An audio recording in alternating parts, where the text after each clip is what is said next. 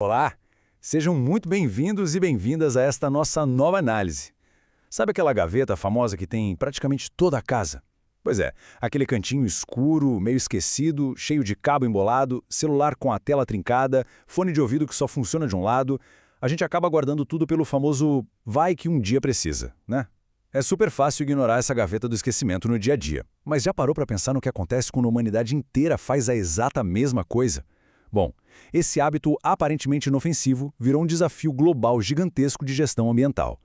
Na nossa exploração de hoje, a gente vai entender o despertar dessas máquinas e o impacto real e urgente de quando elas deixam de ser úteis. Vamos nessa?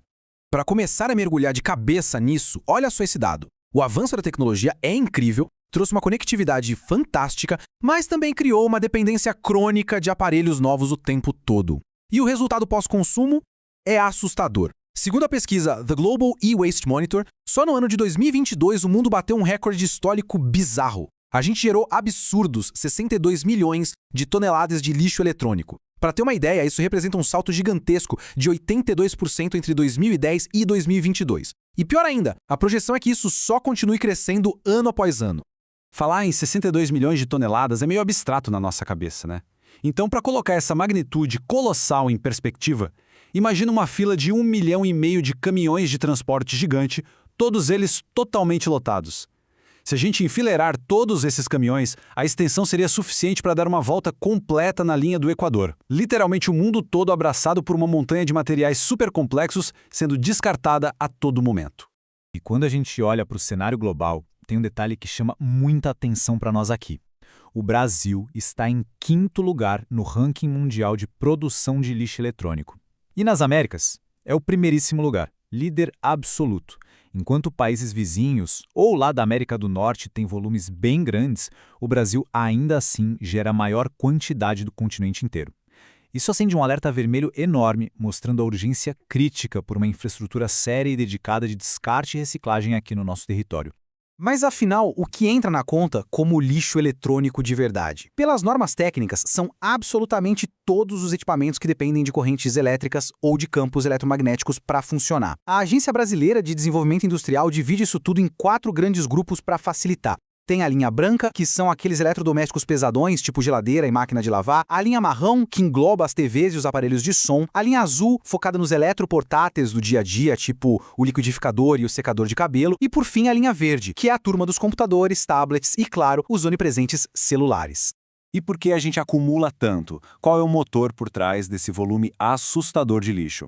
A resposta está num conceito muito central da economia moderna, mas bem problemático: a obsolescência programada. Basicamente, é reduzir a vida útil de um produto de propósito, de forma totalmente artificial, só para forçar um consumo repetitivo. É a engrenagem psicológica e econômica que mantém as fábricas a todo vapor e, infelizmente, lota os nossos lixões. A gente vive numa época que incentiva a troca muito rápida do que deveria ser duradouro pelo que é totalmente efêmero. O autor Vance Packard explicou perfeitamente que isso acontece de 3 jeitos principais na prática. O primeiro é pela função, que é quando lançam um produto novo que deixa o anterior tecnicamente inferior. O segundo, e de longe o mais insidioso, é pela qualidade. O aparelho já sai de fábrica programado para quebrar ou falhar depois de um tempinho exato. E o terceiro é pela desejabilidade, que é puro marketing. Eles fazem um aparelho que está em perfeito estado parecer super antiquado só porque a cor ou o formato mudaram no lançamento novo. E o ponto crítico aqui envolve o lado legal e ético dessa história toda. Especialistas em direito cravam uma afirmação bem contundente.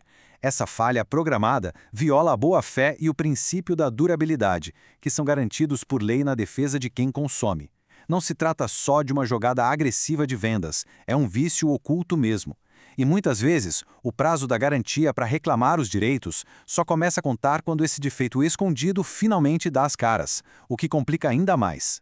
Agora a gente precisa olhar para a consequência direta disso tudo, que é o capítulo 9, a ameaça invisível do chorume eletrônico.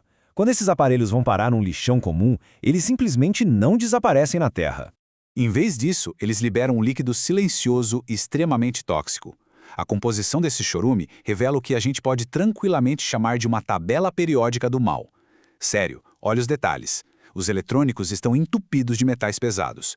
O chumbo, por exemplo, causa danos neurológicos graves. O mercúrio pode levar a lesões cerebrais fatais. O cádmio e o arsênio destroem a saúde renal e são altamente cancerígenos. E até mesmo o alumínio e o níquel trazem perigos reais e severos, que vão desde doenças degenerativas até mutações genéticas complexas.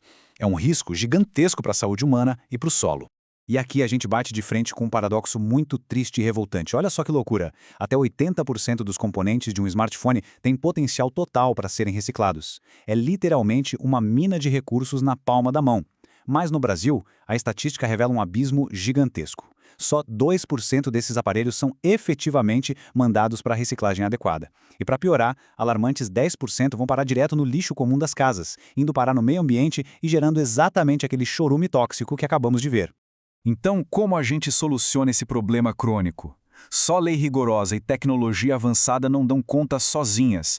A grande virada de chave, a resposta definitiva, está no papel da educação ambiental. Ela atua como uma ferramenta pedagógica essencial para mudar um paradigma mental muito enraizado na gente. Precisamos parar de olhar para aquele celular quebrado na gaveta como se fosse um lixo inútil e começar a enxergá-lo como um recurso de altíssimo valor. Movimentos de conscientização são fundamentais para secar esse acúmulo doméstico e evitar que tecnologia se transforme num passivo ambiental pesado.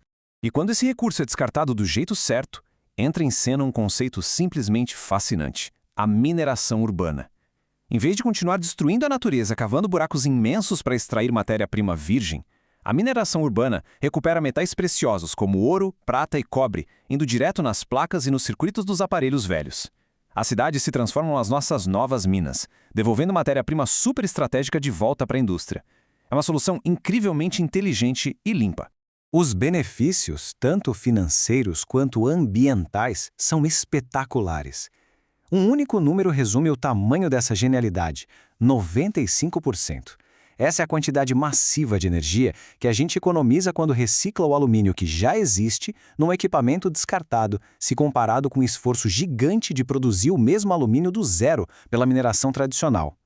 A eficiência da reciclagem é incontestável, não tem nem o que discutir.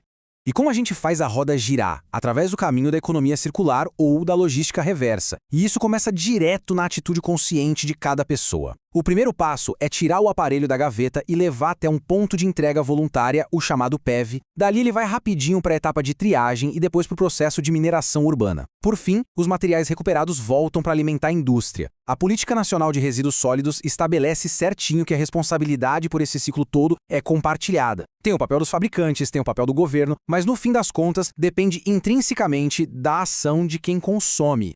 A estrutura técnica para resolver a crise do lixo eletrônico já existe, o mapeamento está todo aí.